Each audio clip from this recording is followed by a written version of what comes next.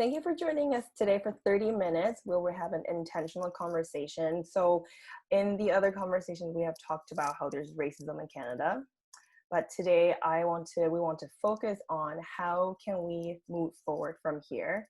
And today joining us is Pastor Karuhije. Hey, Lily, good to be here. Good seeing you. So we'll start with a bit of your background, kind of your family background, and where you're born, where you live, and that kind of stuff. Absolutely. Yeah, I was actually born in Europe. I was born in England, in Bristol, England, and I was raised in Paris. My parents traveled quite a bit because they did seminary, they were pastors, and a lot of their studies were abroad. But I moved back to where my roots are in Rwanda in Africa, which is where I spent most of my childhood before, which we'll talk about just a little bit. But after the genocide in '94, we kind of bounced around countries in Africa and ended up immigrating to Canada as a refugee in 1996. And so most of my childhood has been in Rwanda in Africa. That's good. And then when did you move to Canada? I moved in 1996. I was about 12 years old. I'll never forget it.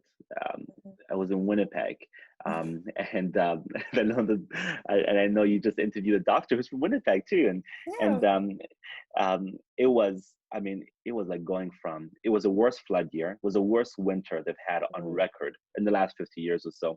I mean, you had to shovel sideways just to get out of your house. It was so different. Here I am from Africa moving into Winnipeg of all places. I wish I would have been here in Vancouver, but I came to Winnipeg, and it was night and day. But we loved it. It was better than the alternative. We loved it.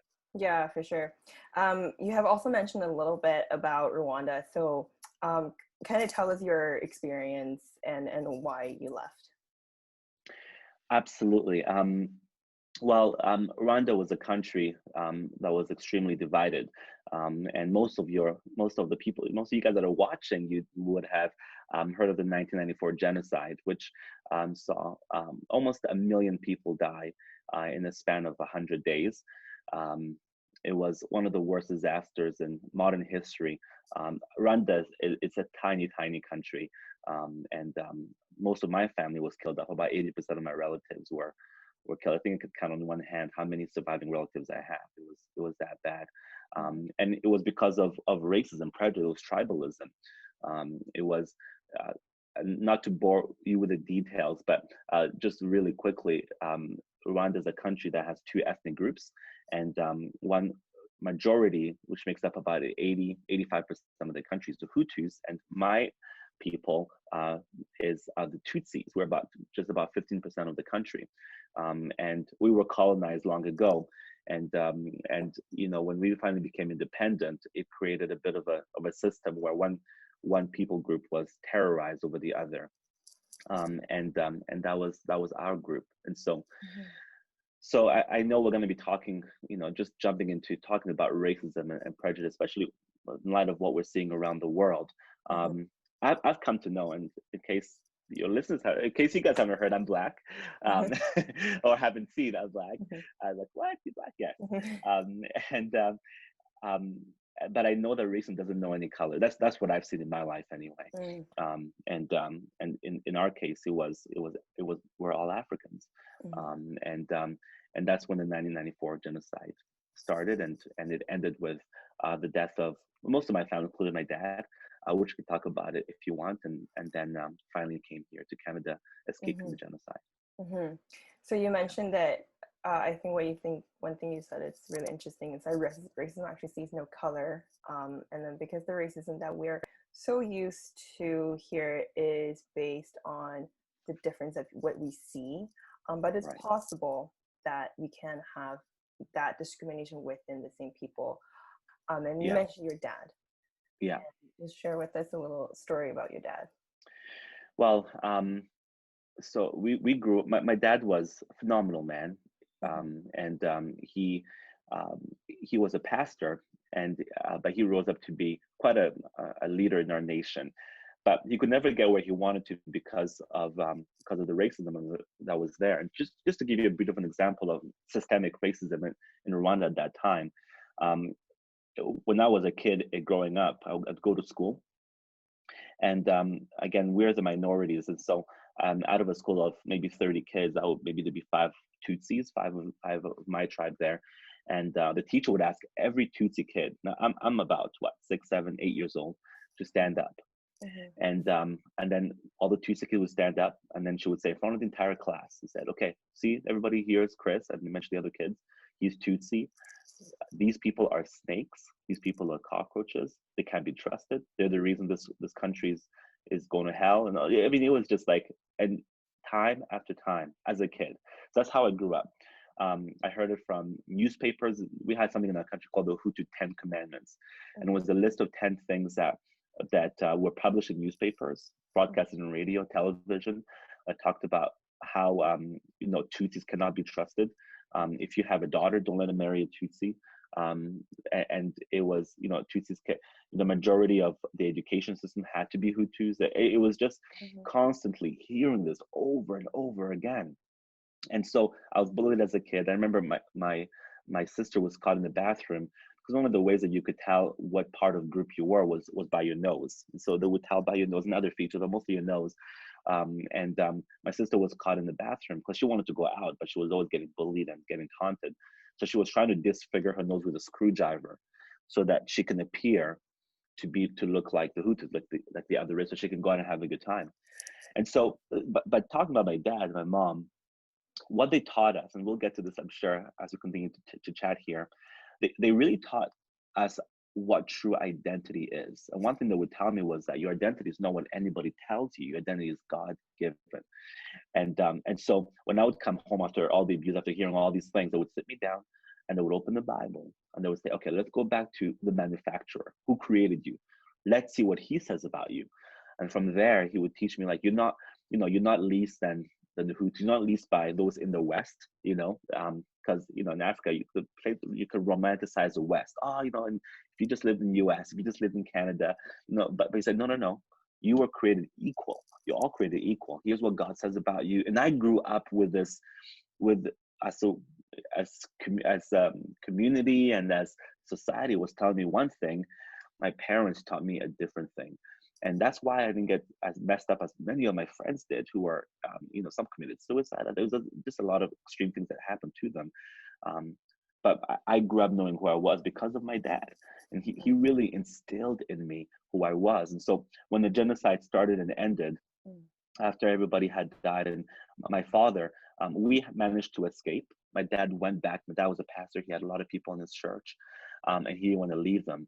And so when he came back into Rwanda, and the genocide, just in case a lot of the people that are listening, in case you don't know, wasn't just a military battle. It was exactly what it was, an ethnic cleansing. And so neighbors, family, people of a different race, of a different ethnic group came and would kill the other group. So most of the people that died at the hands of their neighbors, family members. It wasn't mostly the military, although they did a lot of the atrocities. It was terrible. And so my dad stayed in Rwanda when all this was happening. We had escaped, and he took a group of people in his church and hid them in his church.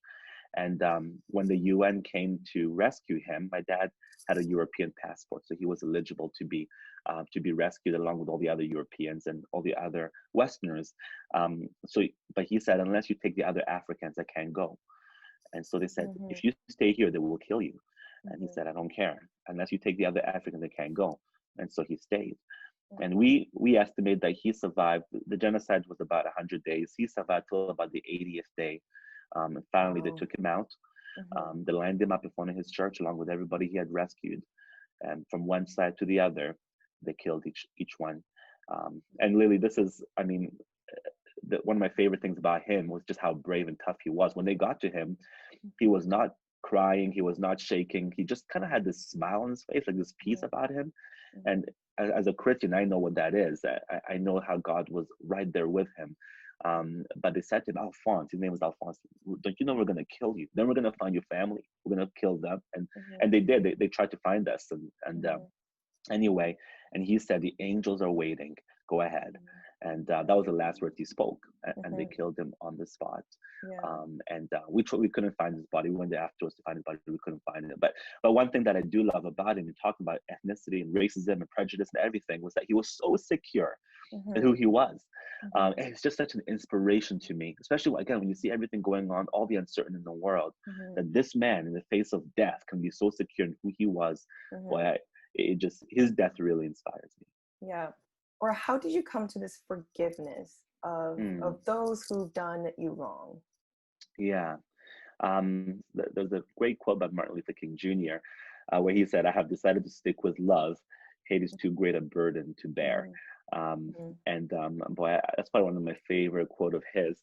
And another one, he said, "Let no man pull you low enough to hate him," which is Mhm. so great, Yeah. because that I think hate and bitterness and unforgiveness, if you carry that, it just means the enemy has won. That's all it is. Mhm. And so there's a Bible verse that talks about if you want to heap coals of burning coal in someone's head, which sounds terrible. It said, just do your enemies good. Do your enemies good and leave vengeance to God. And again, going back to my parents, that's what they taught me. My mom was a huge inspiration talking about forgiveness. Um, so the person that killed my dad, um, they ended up following us. We were living in a neighboring country at that time in a secure place, and they were looking for us. So they came. They actually found us, and I remember opening the door, and there, standing in front of us, was the guy who had killed my dad. Now he couldn't do anything to us because we were safe. He was just coming to see how much we knew of what he had done, um, and um, and he had no idea that we knew that he had murdered my father. My mom was right there, and I was a bit young, so a lot of it I don't remember. But I'll never forget. Afterwards, my mom told me the story. I said, "Mom, what did you do when you saw him? Tell me, you cussed at him, you swore at him, you hit him. Tell me you did something." And he said, "I didn't." I was like, "Why?" And he told me. She told me I had forgiven him, and it was hard for me to get that. It was really hard for me to get that. But I saw the way my mom, she had, now a single mom, 5 kids. I have 4 siblings. Had and she dragged us from a war-torn country to where we are here in Canada. It would have been possible had it not been, had her heart not been right, had she not forgiven. And I think we've heard many times this quote that talks about how forgiveness is drinking poison or hoping, or unforgiveness drinking poison and hoping somebody else will die. That's exactly what it is. It poisons you. And so I know in order to move on, I have three amazing kids. They've gone through their own sets of issues with health, and now they're fine. But it would be impossible for me to live a normal life had I not forgiven. And so Mhm. it's not for their sake that I'm forgiving them. It's for my sake. I need to Right. be able to move on. And if some people that are watching, you may not have. I'm a pastor. You're like, well, you're a pastor. That makes sense for you. But what about? I think um, it is it's imperative that we also learn how to have faith in mankind, faith Mhm. in who God has made.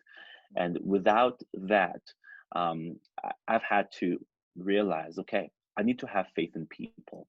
Not everybody's evil. And some of the greatest people in my life who have helped me in my journey, helped me get along, have all been a different color than me. Mhm. Almost all of them have been a different color than me. And when he first moved here, it was Pat Woolley. She was this old Caucasian woman who was so sweet, and she helped us. She helped us adjust to life here. And then I can name person after person, family after family who are different ethnicities than me. I had to have faith in people, and we have to as well in order to move on. And I think that's healing and forgiveness is easier from a place of wholeness. You have to be whole yourself. And if it wasn't for my dad and my mom drilling into me that I was who God made me, not what everybody else says about me, it probably would have been impossible for me to move on. Overall, do you think healing is possible? I believe it is. I Mhm. believe it is. But as we talked about earlier, um, I, can we ever completely eradicate racism? I don't think so. As long as there's sin in the world, as long as the evil there'll always be this. But I think you can overcome it. I think you can stifle it with love. Mhm. I absolutely think you can. Mhm. Um, and it really begins with seeing other people um, the way that God sees them, Mhm. and going from there. One thing that I've learned is that the racists, the prejudice, have um, those who hate, they have issues themselves, Mhm. and they're trying to get through that as well. And what I find in my life anyway, and I know in Canada, I've been so blessed to be here, so privileged, but it doesn't mean that we're exempt from prejudice and racism. Um, and I've found that many people who've been, who've, who've said things to me and inferred things and, said, overtly said things and done other things that were more open, they have issues themselves.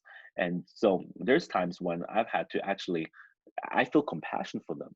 I said, look, I could care less about what you're trying to say to me. You got the problem. You got to fix that problem in your life, because hate will swallow you up. It will kill you. Hate, it kills the hater. It doesn't kill the hated. It kills the hater. And so I honestly believe it is possible. I believe healing is possible. I also do believe that as long as there is sin, this issue of sin in our world, and again, as a pastor, you're talking to a pastor, so I understand not everybody may have the same, may hold the same truth, but there's always will be hate. I just think you can overcome it with love. Mm-hmm, mm-hmm. And I feel like some people have become can develop something more passive, or they can become apathetic. What would you say would be kind of the attitude that you have that help you to cope along, or what would you kind of encourage others to, rather than being like this, what has helped me is this? A couple of things. I would say you have to be aggressively, first of all, you have to be aggressively confident in who you are as a person. And when it comes to identity, it's a huge issue in our world today, because we have every voice screaming at us about who you are and what you should do, and I find that less and less people are more inclined to really be confident in who they are. They want to know, what do you say I am? Who do you say that I am? And they're a lot less inclined to really be confident in who they are as a person.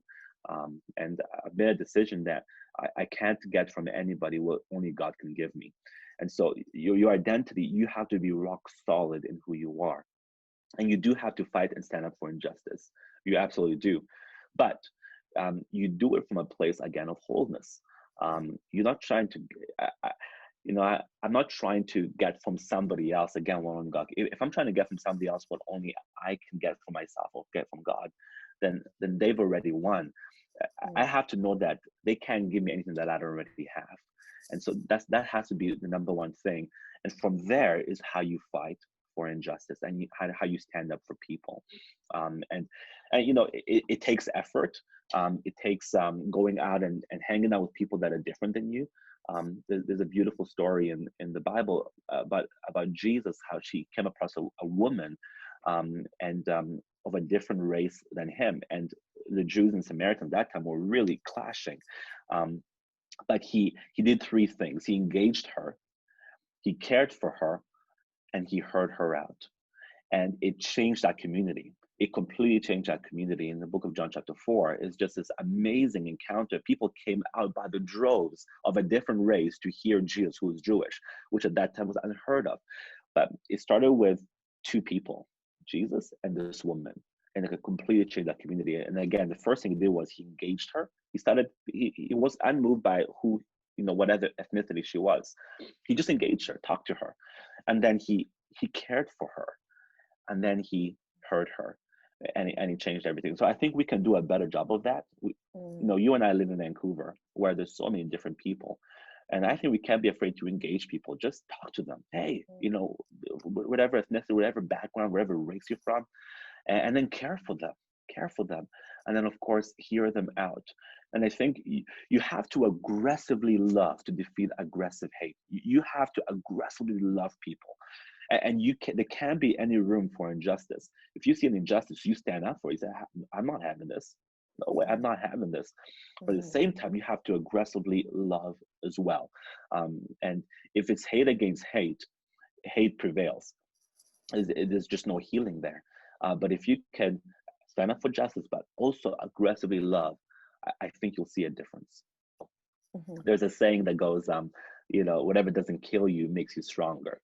And I actually don't believe that's exactly true, because again, being through the genocide, as in my role as a pastor in my past, I've heard some really difficult stories, and just some really heartbreaking stories. But I do know the difference is that you can have two people go through the same thing and one person not make it, the other person does. And just because it doesn't kill you doesn't mean it can make you bitter and jaded and maimed and paralyzed. There are things that are worse than death. You know, there are definitely things that are worse than death. But the difference between somebody who makes it is that they know who they are in the storm. They're confident in that. And so it's not just about going through a storm that makes you better. It's about what you do when you're going through that storm that makes you stronger, that makes you get out. And I credit that a lot to my parents. I credit that to my leaders here at Coastal as the pastor, Pastor David Cho, who are phenomenal, people that you surround yourself with. But it really has shaped me. And what you go through, Lili, what you've gone through as well. And I just appreciate talking to you as a young professional. What you go through now shapes you. The experience that you go through right now shapes you and is able to propel you when you when you go through other storms. Because as much as we're in this pandemic through COVID-19, we're also in a social pandemic. There'll be another pandemic down the road. But what determines whether you're going to make it when the other pandemic hits, what you do in this pandemic now. And some people will not survive this. But I'm trusting that most people will because of what you do in the middle of it. Mm-hmm. Or there are times that you feel that it's really beating you down and it's just too difficult or anything like that? Absolutely, yeah, absolutely. My mom passed away in 2014, so about 6 years ago, and she passed away. And one of my greatest things was just sitting there and talking to her, and you know, we even after the genocide, just to get here was crazy, you know, and God sustained us through, but it was really difficult, especially for her. And I remember the best thing that I could have done before she passed away was I sat beside her hospital bed and I just recorded all the stories. I said, Mom, just start from the beginning, tell me every story from the beginning, from when you were a kid to where we are now. I wanted to make sure, and it's part of my book now, which she gave me some gold, some things that were gold. But one thing I asked her was like, Mom, through all the difficulties, through everything. My brother, who I was with, asked her this. You know, through all the difficulties, you kept faith and you kept strong, and you never treated us that we were any less than anyone else. And my brother said to her, "You've treated us like we were royalty." Even in the midst of disaster. My mom, you know, she said, that's what I've always wanted. And so yeah, we've gone through some things. And I know, Lili, you mentioned it earlier. It's really hard for me to dwell on the negative things because a lot of it, honestly, I know this is going to shock some people, but I've forgotten a lot of it. It's a positive that stands out. And I think we have to do a better job of, as a group right now, of to highlighting the positive. So much negative news that are out there, just highlighting the positive. Yeah, terrible things have happened, and I can talk about things even here in Canada as a kid, things that were said to me, and even as an adult, things that were done. Maybe I'll just share this one thing. I remember preaching somewhere, and after the message, I shared this with you already, Lili, but after the message, this gentleman came and he said, Chris, he said, great message. And he said, when I saw you come up to speak and I realized that you were Black, he said, I decided that I wasn't going to listen to anything that you have to say. Man, Lili, I was mad. Man, I was just like, I mean, I'm Black, but I felt like my face was turning red. Like I was just like, you know, and but then he said this, and he started to tear up, and he said, but the moment you started talking, I started crying. He said, because I realized how wrong I was, and he said, like, I am so sorry. And you know, he didn't have to come tell me that. You know, he came out on his own. He had received some healing there, and I knew. I was like, man, so I reached over and I gave him a big hug. I didn't want to, but I felt like squeezing, but I didn't squeeze it. I just gave him, I just gave him a hug. It's like, dude, I forgive you, and I'm so glad. I'm so glad. Yeah. You know, I mean, that could have been a different story. But again, it's when you choose to focus on love, I think healing is possible. Now, how would you encourage someone who will be like, you know, I will start doing that now? you know, I have been bitter, I have been living in anger, but, you know, I think I just want some pointers. I want someone to show me how I can start living my life differently. Yeah, I think a couple of things. I think that again, a lot of people are not, maybe not Christians. We don't share the same faith we do, but I do think a point has to be made. Like I said earlier, you got to go back to the manufacturer. I really encourage about who made you, and what do they say about you. And I think that's life changing. Mhm. And if you know how do I do that, I'm sure Lily can tell you, or you can reach out to me. I can show you how. Another thing though is having faith in people is really important. Not everyone is as evil as somehow you know, with all the social and racial tensions happening in our world. You know, it's amazing because it's something like, oh man, like everyone's racist. I had friends call me like, Chris, do you think I'm racist? Am I racist? Tell me. Like, no. Like, you know, it's not everybody is evil. The vast majority are actually not. And so I think you do have to have faith in people. That's very important. And people will let you down. There's no perfect person, but you do have to start there. And like I said earlier, start to engage people of different ethnicity. Then you talk to them, you know, care for them, hear them out. I think again, you defeat hate with love, and so you do have to start engaging, talking about, have faith in people, and I think you'll be surprised how many good people that are out there. And so I would say those are two things. I think it's important to have faith in God. I think it's important to have faith in people.